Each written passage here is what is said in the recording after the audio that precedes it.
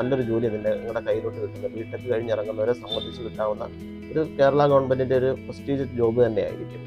വ്യവസായ വികസന ഓഫീസർ, വ്യവസായത്തിനെ വികസിപ്പിക്കുന്നതിന് വേണ്ടിയുള്ള ഓഫീസർ എന്നതിലുപരി ഒരു സംരംഭം തുടങ്ങാനായിട്ട് ആഗ്രഹിച്ച് നമ്മുടെ കേരളത്തിലുള്ള ഒരാളെ സഹായിക്കുക, അയാൾക്കൊരു കൈത്താങ്ങ് കൊടുക്കുക. വലിയൊരു 100 കണക്കിന് ക്വസ്റ്റ്യനുകൾ കിട്ടും. അത് ഓരോ ടോപ്പിക്ക്, ഇപ്പോൾ ഒരു മേജർ സബ്ജക്റ്റ്, ഇപ്പോൾ മെക്കാനിക്കൽ എഞ്ചിനീയറിന് കൊടുക്കണമെന്നില്ല, മെക്കാനിക്കൽ എഞ്ചിനീയറിൻ്റെ ഓരോ ടോപ്പിക്ക് വെച്ച് സെർച്ച് ചെയ്യുക. നമുക്ക് നിരവധി ക്വസ്റ്റ്യൻസുകൾ കിട്ടും, അത് വർക്കൗട്ട് ചെയ്യുക. അതുപോലെ തന്നെ ഓരോ സബ്ജക്റ്റിന് ഇങ്ങനെ ചെയ്ത് ഒരു പരിധി ആയി കഴിയുമ്പോൾ, ഒത്തിരി ഒന്നും പോകണമെന്നില്ല, ഒരു പരിധി ആയി കഴിയുമ്പോൾ നിങ്ങൾ പിന്നീട് വർക്കൗട്ട് ചെയ്യുന്ന ക്വസ്റ്റ്യനുകളെല്ലാം തന്നെ തൊട്ട് മുൻപ് കണ്ട ക്വസ്റ്റ്യനുകളായിരിക്കും. അതാണ് അതിൻ്റെ സാച്ചുറേഷൻ. അതിന് പുറത്ത് വേറെ ക്വസ്റ്റ്യൻ ഇല്ല. കുറേ തിയറിറ്റിക്കലായിട്ട് തന്നെ അതിനകത്ത് കുറേ ക്വസ്റ്റ്യൻസ് വരും, ചില വാല്യൂസ് വരും. ആ വാല്യൂസ് എല്ലാം ഞാൻ എഴുതിയിട്ടിട്ട് നമ്മളൊരു എക്സാമിന് ഒരു 2 മാസം മുമ്പ് ഈ ആൻസറുകളെല്ലാം എടുത്ത് വെച്ച് നോക്കിയിട്ട് ഇതിനെ നമുക്ക് കണക്ട് ചെയ്യാൻ പറ്റും.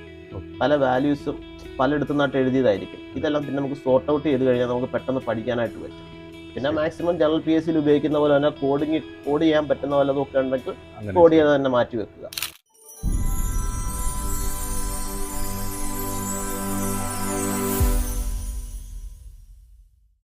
ഹായ് ഓൾ, ഇന്ന് നമ്മളോടൊപ്പം ഉള്ളത് കഴിഞ്ഞ തവണത്തെ ഇൻഡസ്ട്രീസ് എക്സ്റ്റൻഷൻ ഓഫീസർ പരീക്ഷയിൽ ഉന്നത വിജയം നേടി ടോപ്പ് റാങ്ക് നേടി സർവീസിൽ പ്രവേശിച്ച പ്രിയപ്പെട്ട ശ്രീ ബിനുലാൽ എസ് ആണ്. നമസ്കാരം ബിനുലാൽ. നമസ്കാരം. പുതിയ ഇൻഡസ്ട്രീസ് എക്സ്റ്റൻഷൻ ഓഫീസർ നോട്ടിഫിക്കേഷൻ വന്നതിൻ്റെ പശ്ചാത്തലത്തിൽ അദ്ദേഹത്തിന് നമ്മുടെ ഉദ്യോഗാർത്ഥികളോട് പറയാനുള്ളതും പ്രിപ്പറേഷൻ സ്ട്രാറ്റജിയെക്കുറിച്ചും അതോടൊപ്പം തന്നെ ഈ ഒരു ജോലിയുടെ ഈ ഒരു നേച്ചർ ഓഫ് ദ ജോബ്, ജോലിയുടെ സ്വഭാവം എങ്ങനെയാണ് തുടങ്ങിയ കാര്യങ്ങളൊക്കെയാണ് അദ്ദേഹം ഇന്ന് i+ൻ്റെ വീഡിയോയിൽ നമ്മളോട് സംസാരിക്കാൻ ആഗ്രഹിക്കുന്നത്. പ്രിയപ്പെട്ട ബിനുലാൽ സാറിനോട് നമുക്ക് ചോദ്യങ്ങൾ ചോദിച്ചു തുടങ്ങാം. സാർ, ഒരു സെൽഫ് ഇൻട്രൊഡക്ഷൻ പറയാമോ? എന്താണ് സാറിൻ്റെ പഠിച്ച സ്ഥലം, അല്ലെങ്കിൽ എന്നാണ് പരീക്ഷ എഴുതിയത്, എങ്ങനെയായിരുന്നു അതിലേക്ക് എത്തിയത്, ഈ ഒരു സർക്കാർ ജോലിയിലേക്ക് എത്തിയത് തുടങ്ങിയ കാര്യങ്ങളൊന്ന് പറയാം. ഓക്കെ, എൻ്റെ പേര് ബിനുലാൽ എസ്. ഞാനിപ്പം വ്യവസായ വകുപ്പിൻ്റെ കീഴിൽ വ്യവസായ വികസന ഓഫീസറായിട്ട് ജോലി ചെയ്യുകയാണ്. ഞാൻ ഇലക്ട്രിക്കൽ ആൻഡ് ഇലക്ട്രോണിക്സ് എഞ്ചിനീയറിംഗ് ബിരുദധാരിയാണ്. ഈ എക്സാമിലോട്ട് വന്നത് വളരെ യാദൃശ്ചികമായിട്ടാണ്. ഞാൻ ആക്ച്വലി മറ്റൊരു ജോലി ചെയ്തുകൊണ്ടിരിക്കുന്നതിൻ്റെ ഇടയ്ക്കാണ് ഈ ഒരു എക്സാമിൻ്റെ നോട്ടിഫിക്കേഷൻ വരുന്നതും ഞാൻ ഇതിൻ്റെ കോച്ചിങ്ങിനായിട്ട് പോകാനായിട്ട് തീരുമാനിക്കുന്നതും. ഈ പറയുന്നത് പോലെ തന്നെ നമ്മൾ വളരെ യാദൃശ്ചികമായിട്ടൊരു ഫീൽഡിലോട്ട് വരുന്നു. ടെക്നിക്കലിൻ്റെ എനിക്ക് ഈ പറയുന്ന പോലെ ജനറൽ PSC എന്ന് പറഞ്ഞൊരു കുറച്ച് ഞാൻ ജനറൽ PSCയിൽ വീക്ക് ആയതുകൊണ്ടാണ് ഞാൻ ആക്ച്വലി ടെക്നിക്കലിലോട്ട് തിരിയാനായിട്ട് ശ്രമിക്കുന്നത്. കുറച്ച് ബേസിക് നോളജ് അക്വയർ ചെയ്യുക എന്നുള്ളത് മാത്രമായിരുന്നു പ്രാഥമികമായിട്ടും എൻ്റെ ഉദ്ദേശം. എന്നാൽ അവിടെ ചെല്ലുകയും ഈ പറയുന്ന ഒരു എക്സാമിനായിട്ട് ഞാൻ വഴിത്തിരിവ് മാറുകയായിരുന്നു. എൻ്റെ ഫീൽഡ് വെച്ച് നോക്കുമ്പോൾ ഞാൻ ഇലക്ട്രിക്കൽ എഞ്ചിനീയറിംഗ് ആണ്. എന്നാൽ ഈ ഒരു എക്സാമിനെ സംബന്ധിച്ച് ഈ പറയുന്ന പോലെ mechanical engineering, electronics engineering, computer science engineering, പിന്നെ നമ്മുടെ മാനേജ്മെൻറ്റിൻ്റെ ഒരു സെഷൻ, അങ്ങനെ ഏകദേശം 6ഓളം സ്ട്രീമുകൾ നമ്മൾ ഇതിനകത്ത് പഠിക്കണമെന്നറിഞ്ഞു. തുടർന്ന് ഈ പറയുന്ന പോലെ സമയബന്ധിതമായി മാക്സിമം ക്വസ്റ്റ്യൻസ് വർക്കൗട്ട് ചെയ്തുകൊണ്ടാണ് എനിക്ക് ഈ പരീക്ഷ ക്രാക്ക് ചെയ്യാനായിട്ട് ആക്ച്വലി സാധിച്ചത്. 17ാമത്തെ റാങ്ക് ആയിരുന്നു അന്ന്? 17ാം റാങ്ക് ആയിരുന്നു. ഓക്കെ. ശരിക്കും നമുക്കറിയാം ഒരുപാട് ബ്രാഞ്ചുകളുടെ സബ്ജക്റ്റുകൾ ഇതിൽ പഠിക്കണം, അത് ഓൾറെഡി പറഞ്ഞല്ലോ.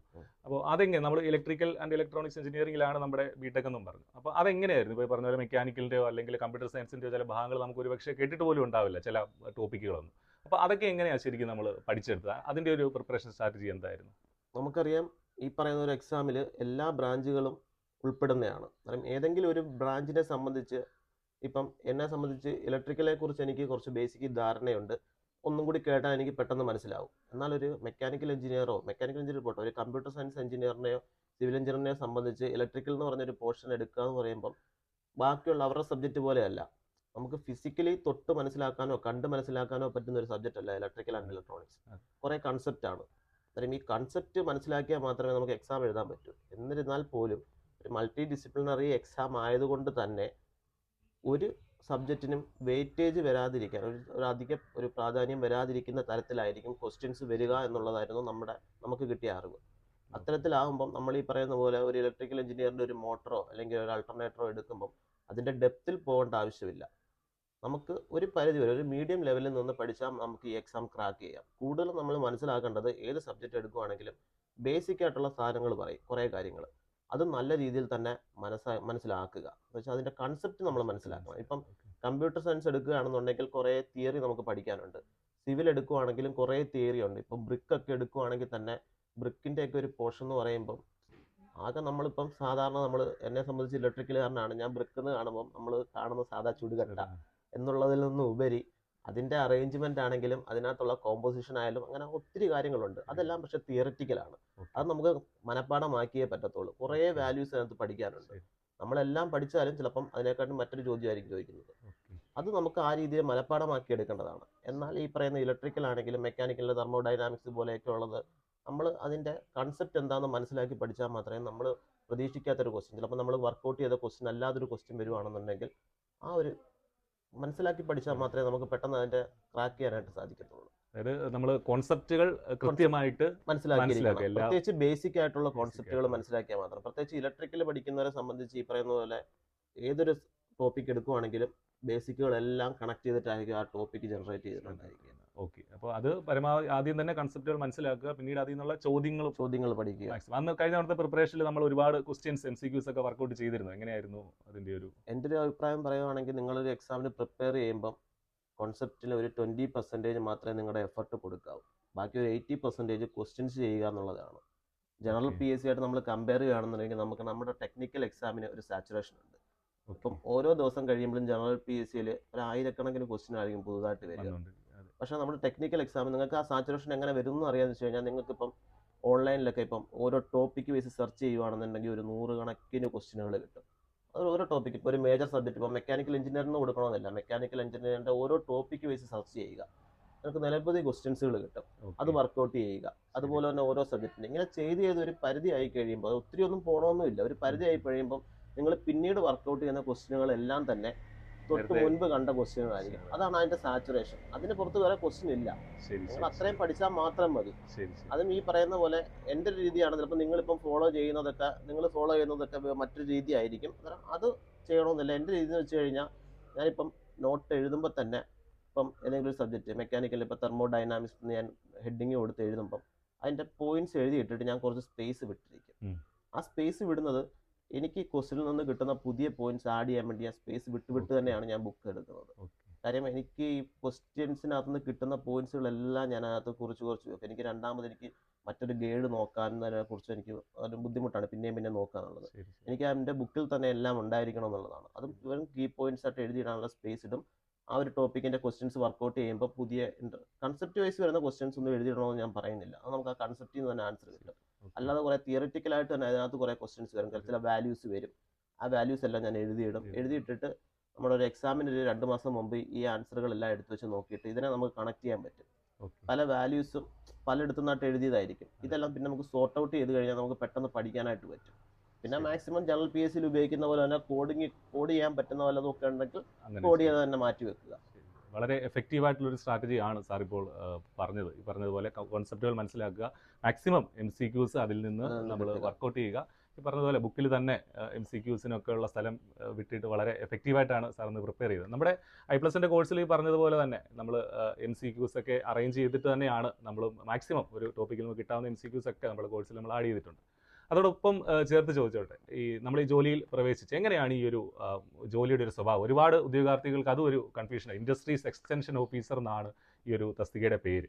അപ്പോൾ എന്താണ് ഈ ജോലിയിൽ പ്രവേശിച്ചാലുള്ള എങ്ങനെയായിരിക്കും നമുക്ക് ജോലി ചെയ്യേണ്ടി വരിക? ഇതൊരു ഓഫീസ് ജോബാണ് തുടങ്ങിയ കാര്യങ്ങളെക്കുറിച്ച് ഒന്ന് എക്സ്പ്ലെയിൻ ചെയ്യാമോ?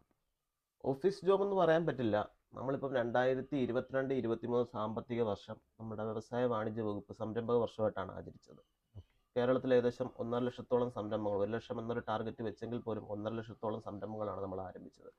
ഈ കഴിഞ്ഞ 2023-24 സാമ്പത്തിക വർഷത്തിൽ നമ്മൾ 1 ലക്ഷത്തോളം സംരംഭങ്ങളാണ് പുതുതായി കേരളത്തിൽ ആരംഭിച്ചത്.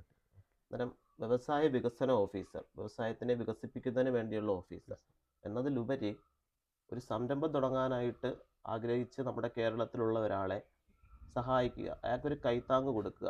ഇപ്പം ഒരാൾ എൻ്റെ അടുത്ത് വരികയാണ്, അദ്ദേഹത്തിന് ഒരു സംരംഭം തുടങ്ങണം, എന്ത് തുടങ്ങണമെന്നോ എങ്ങനെ തുടങ്ങണമെന്നോ ആരെ പോയി കാണണമെന്നോ എന്നതിനെക്കുറിച്ചൊന്നും യാതൊരു തരത്തിലുള്ള അറിവും ഉണ്ടായിരിക്കില്ല. അവർക്ക് ആ തുടക്കം മുതൽ അവരുടെ സംരംഭം തുടങ്ങി ആ ഒരു പോയിന്റ് വരെ എത്തിക്കുക, അതാണ് ഫസ്റ്റ് സ്റ്റേജ്. അതിന് ഈ പറയുന്ന പോലെ നമ്മുടെ ഡിപ്പാർട്ട്മെൻ്റ് ആണെങ്കിലും മറ്റ് അനവധി ഡിപ്പാർട്ട്മെൻറ്റ് ഇവർക്ക് സഹായിക്കാനായിട്ട് സബ്സിഡി കൊടുക്കുന്ന പദ്ധതി, സബ്സിഡി ആണെങ്കിൽ പോലും മറ്റ് ആനുകൂല്യങ്ങളൊക്കെ കൊടുക്കുന്ന നിരവധി പദ്ധതികൾ നമ്മുടെ ഡിപ്പാർട്ട്മെൻറ്റിലും മറ്റ് ഡിപ്പാർട്ട്മെൻറ്റിലും ഉണ്ട്. അത് കൃത്യമായി അവർക്ക് പറഞ്ഞു കൊടുക്കുക.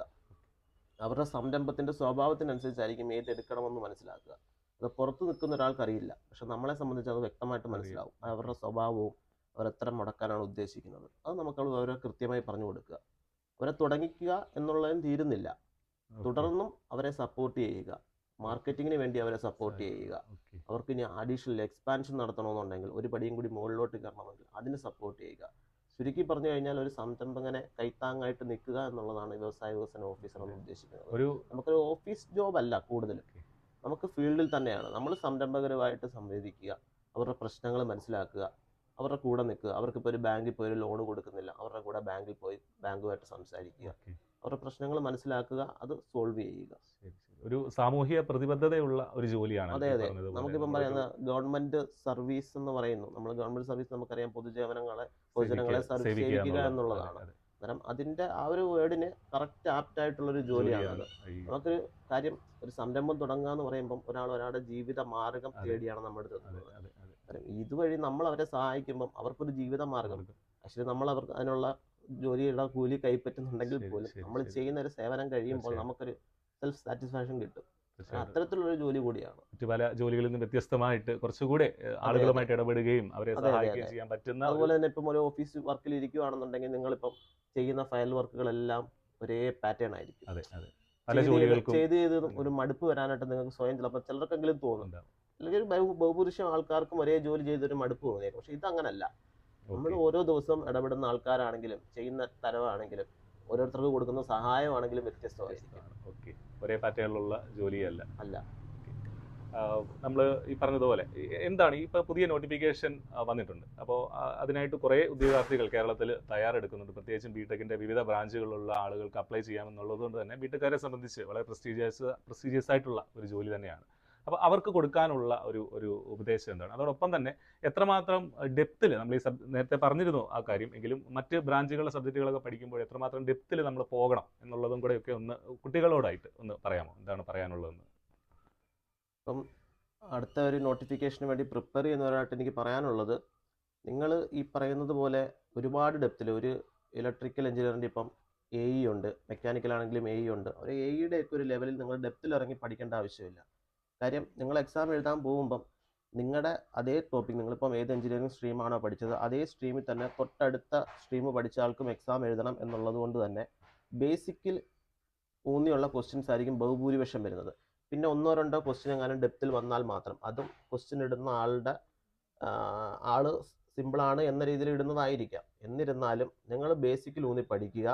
ഒരുപാട് ഡെപ്തിലോട്ട് പോയി വെറുതെ നിങ്ങളുടെ സമയം പോകത്തതേ ഉള്ളൂ. സമയവും ഈ പറയുന്ന പോലെ നമ്മൾ ആവശ്യമില്ലാത്ത കുറേ കാര്യങ്ങൾ പഠിക്കേണ്ട ആവശ്യമില്ല. നമുക്ക് ആവശ്യമുള്ളത് നമുക്കറിയാമല്ലോ, പരീക്ഷയ്ക്കാകെ 100 ക്വസ്റ്റ്യനേ ഉള്ളൂ. ആ 100 ക്വസ്റ്റ്യന് ആൻസർ എഴുതാൻ വേണ്ടിയാണ് നമ്മൾ ഈ പറയുന്ന ലക്ഷക്കണക്കിന് ക്വസ്റ്റ്യനുകൾ നമ്മൾ വർക്കൗട്ട് ചെയ്യുന്നത്. ആ 100 ക്വസ്റ്റ്യൻ മനസ്സിലാക്കാൻ വേണ്ടി നമുക്ക് ആ ബേസിക്കിൽ ഊന്നി തന്നെ നിങ്ങൾ പോവുക. ഏത് സബ്ജക്റ്റ് എടുക്കുകയാണെങ്കിൽ പോലും, അതിപ്പം മെക്കാനിക്കൽ ആണെങ്കിലും ഇലക്ട്രിക്കൽ ആണെങ്കിലും ഇലക്ട്രോണിക്സ് ആണെങ്കിലും ഒരേ വെയിറ്റേജിലായിരിക്കും ക്വസ്റ്റ്യൻ വരുന്നത്. ആർക്കും ഒരു തരത്തിലുമുള്ള, ഒരു സ്ട്രീമിനും ഒരു തരത്തിലുമുള്ള അഡ്വാൻറ്റേജ് വരാത്ത രീതിയിൽ തന്നെയാണ് ഇപ്പം PSC കൃത്യമായി ക്വസ്റ്റ്യൻസ് ഇടുന്നത്. അന്നേരം അത് നിങ്ങൾ അങ്ങനെ തന്നെ വർക്കൗട്ട് ചെയ്യുക. ഓക്കെ. പിന്നെ ഈ പറയുന്നത് പോലെ തന്നെ കൺസെപ്റ്റ് മനസ്സിലാക്കുക. എവിടെ നിന്നൊക്കെ ക്വസ്റ്റ്യൻ കിട്ടാവോ, ഓൺലൈനിൽ മാത്രമല്ല, നിങ്ങൾക്കറിയാം നിരവധി ടെക്സ്റ്റുകൾ ഇപ്പം നമ്മുടെ മാർക്കറ്റിൽ അവൈലബിൾ ആണ്. അതിപ്പം കേരള PSCയുടേത് വെച്ച് നിങ്ങൾ നോക്കണ്ട. ഒരു ഇലക്ട്രിക്കൽ എഞ്ചിനീയറിൻ്റെ ടെക്സ്റ്റ് തന്നെ വാങ്ങിക്കുക, MCQൻ്റെത്. മെക്കാനിക്കൽ എഞ്ചിനീയറിങ്ങിൻ്റെ വാങ്ങിക്കുക, അതിൻ്റെ ക്വസ്റ്റ്യൻസ് വർക്കൗട്ട് ചെയ്യുക. ഒരു സമയവും പാഴാക്കാതിരിക്കുക.